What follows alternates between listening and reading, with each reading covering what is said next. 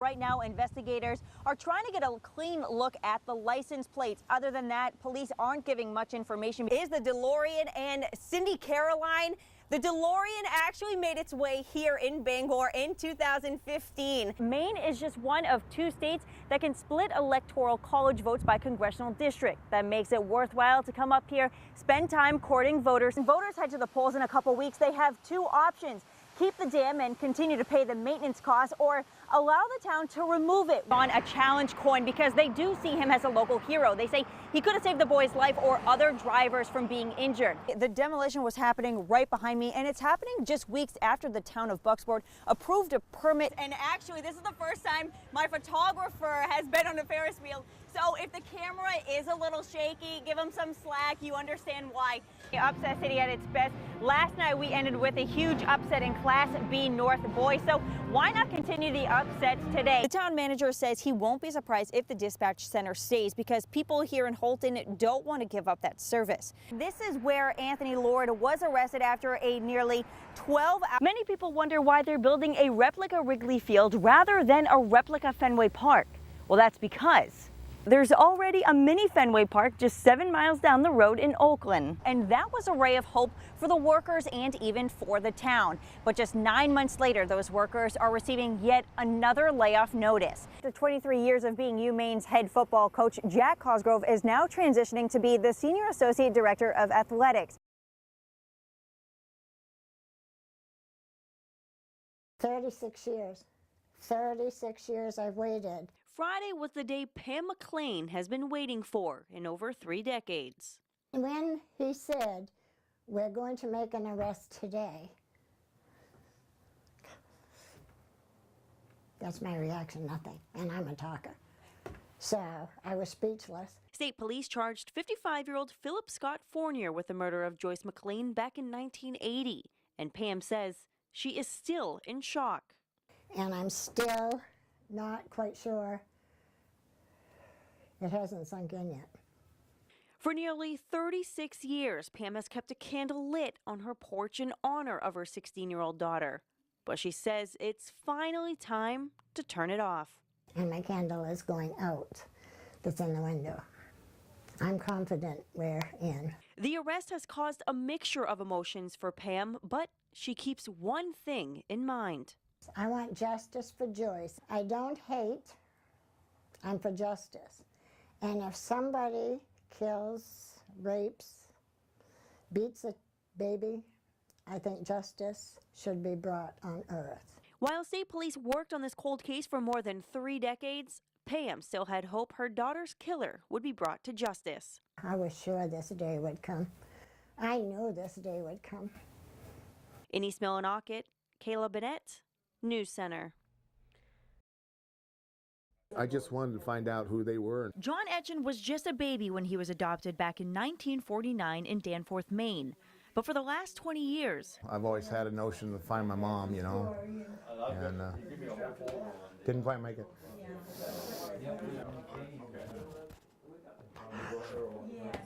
Okay. My mom told me that I was adopted, you know, and I never knew it. And that's the reason why I wanted to find my real mom, you know, see, you know, what she looked like. John wasn't able to meet his mom, but with the help of his daughter and social media, there he is. John traveled more than 1,600 miles from Nebraska to be reunited with his brothers in Portland earlier this week. Man, this is incredible. I mean, that's the greatest thing that ever happened to me in the world. Long time, Jack. Thank you. Oh, God. After the quick introductions, you wouldn't be able to tell that these brothers were separated for 6 decades. It was all natural from there on. Like he'd been there every day of our life. It was like a natural bond. We were so comfortable with each other. It's unreal. It's unreal, like we haven't missed a beat. John grew up as an only child, but has a big family of his own. We have 4 kids together, two boys and 2 girls, and we have 14 grandkids. And he had no idea his family was about to get even bigger. But I didn't realize I had 8 brothers and sisters. Yeah, I can see everything. Can you? I can see family. It's been a whirlwind of emotions for these brothers the past couple of weeks, leading up to this tender moment when Bob surprised John with their mother's ring. And there's 8 stones in there of all the children. Wow. And I'm sorry yours is missing, but That's maybe all right. you can take it home, Oh, yeah. Wow. keep it in your possession, and put Wow. your stone in it. Wow.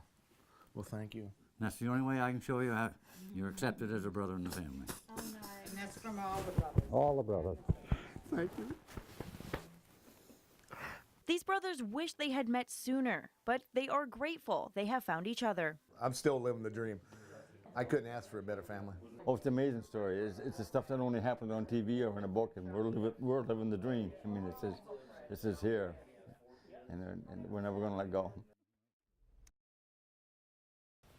I was stuck in this grass.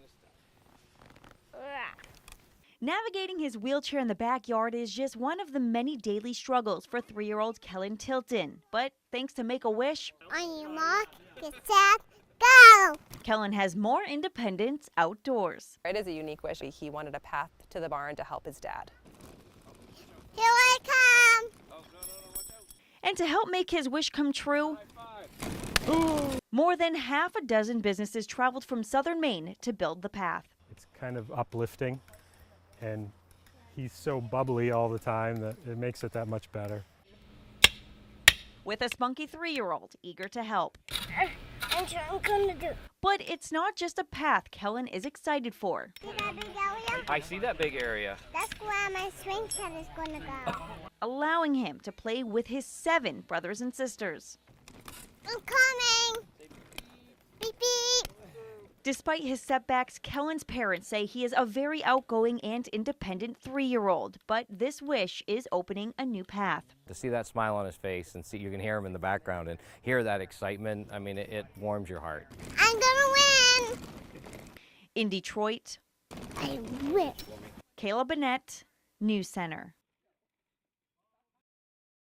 It was just a normal day for Peggy Leonard and Brianna Brown, but in a split second, they were part of the pileup chaos. It's been an entire year since that day, a day that changed their lives forever. Like if you've ever crunched a can, it was that just magnified right in your ears and just a lot of pain all at once. I literally slalomed in my car, around 6 cars. And then I hit a side rail. February 25th, 2015, a sudden blinding snow squall on I-95. Someone starts to slide, triggering the accident we all fear. My back hurt so bad, it killed. One car, then a truck, then another truck. No one has time to react. Oh my God, this is it. I'm gonna die. When it's over, 102 cars and trucks are heaped into a mangled mess of metal on Interstate 95 near Carmel, Maine. I had somebody run up to me and put their arms around me and say, "Oh my God, I'm so glad you're alive." I said, "I am too." Peggy Leonard was driving home when a tractor trailer plowed into her Volkswagen, sending her car spinning. When she looked up, another tractor trailer was heading right for her. Voice inside said, "Throw it in reverse." I just turned a little so it split my car open instead of hitting me head on. And that little move probably saved me from very serious injury or possibly saved my life. Peggy suffered injuries to her hip and shoulder. It's called a burst fracture. It was my 4th lumbar vertebrae. Brianna Brown was the passenger of this Dodge Ram pickup truck. She was heading to work when it happened. My bottom was in the passenger seat. The roof of the vehicle was touching the console, and I was wrapped around it, and I was holding onto the steering wheel. Rushed to the hospital, Brianna was in surgery for 10 hours. It's a ridiculous amount of pain, and it changes your life, and it changes everything about you. Even after months of physical therapy. I still have a slight limp that I've constantly focused on trying to correct. I have a lot of numbness and a lot of just general pain in my back and my hip areas. Despite all that, she climbed on her motorcycle this past summer. I just wanted to prove to myself that I was still me. I could still enjoy the things that I love. Even though my life has changed, I can still hold on to things that are important to me. But in the moment, all she could hear is her truck being crushed all around her. I thought I was going to die. The amazing thing to me is nobody died. Everyone who has seen the video said that same thing. And in a strange twist, the massive accident may have saved a life. When my stepfather took his CT scan, they found a cancerous tumor on his kidney. We might not have known until it was affecting his health seriously, and maybe we couldn't rewind the clock at that point. 1 year later, Brianna and Peggy say their lives have changed. Because I had such a close call with my life, is you have to live your life and do the things you want to do. You have to live for now. I can't stay mad at somebody for a long time. I can't leave the house without telling people that I love you. It's eye-opening when a near-death experience happens and you realize, wow, I do have an expiration date and it might be sooner than I thought. State police say there were a number of factors that caused this 102-car pileup. After a lengthy investigation, they determined speed, road conditions, and weather conditions were all contributors.